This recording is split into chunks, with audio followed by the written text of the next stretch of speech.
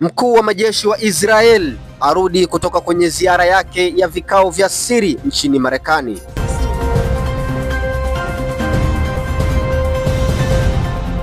Istanbul. Shirika la habari la Uturuki Anadolu limeripoti kwamba mkuu wa majeshi wa Israel Luteni Jenerali Eyal Zamir alikuwa ziarani nchini Marekani wikendi iliyopita, ambapo amefanya vikao maalum na majenerali na viongozi wakuu wa jeshi la Marekani kuhusiana na suala la Iran.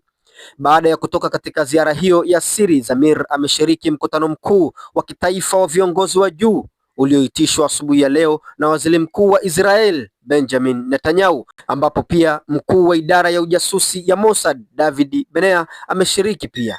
Serikali ya Israel haijatoa tamko rasmi kuhusiana na yaliyojadiliwa kwenye mkutano huo wala mrejesho wa yale aliyorudi nayo Zamir kutoka Marekani.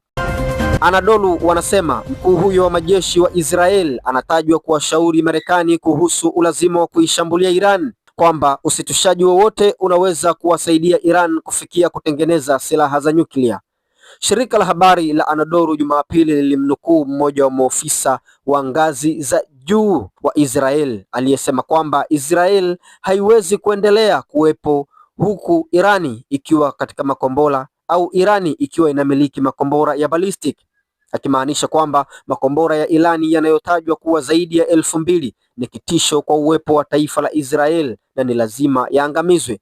Taarifa kutoka vyanzo vingine vya habari vinatilia mashaka kwamba huenda Israel awamu hii ikaingiza askari Irani kuharibu miundombinu ya nyuklia na makombora iwapo itatokea mapigano baina ya mataifa hayo mahasimu ya Mashariki ya Kati. Endelea kubaki Makumba International News kwa ajili ya kupata habari za kimataifa, siasa, uchumi pamoja na teknolojia.